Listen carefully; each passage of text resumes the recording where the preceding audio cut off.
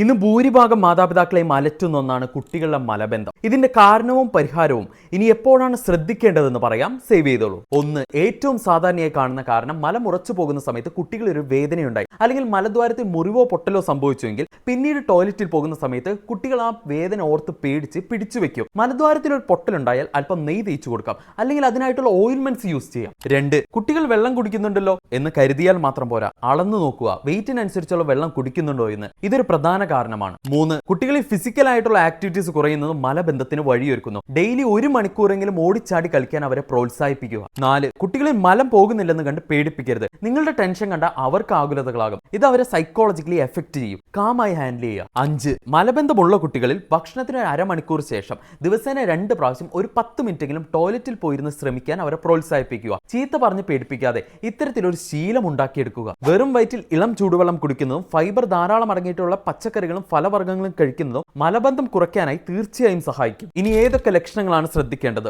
മലബന്ധത്തിന്റെ കൂടെ തുടർച്ചയായ ഛർദി, ഗ്യാസ് പോകുന്നില്ല, വയറ് വീർക്കുന്നു, തൊടുമ്പോൾ വേദന, ആഹാരം കഴിക്കുന്നില്ല, പെട്ടെന്ന് വെയിറ്റ് കുറയുന്നു, കുട്ടി എന്തെങ്കിലും തരത്തിലുള്ള അസ്വസ്ഥതകൾ പ്രകടിപ്പിക്കുന്നുവെങ്കിൽ ഓർക്കുക, ഉടനെ ഡോക്ടറെ കാണിക്കുക. എല്ലാവരിലേക്കും ഈ അറിവ് ഷെയർ ചെയ്യൂ. Stay healthy.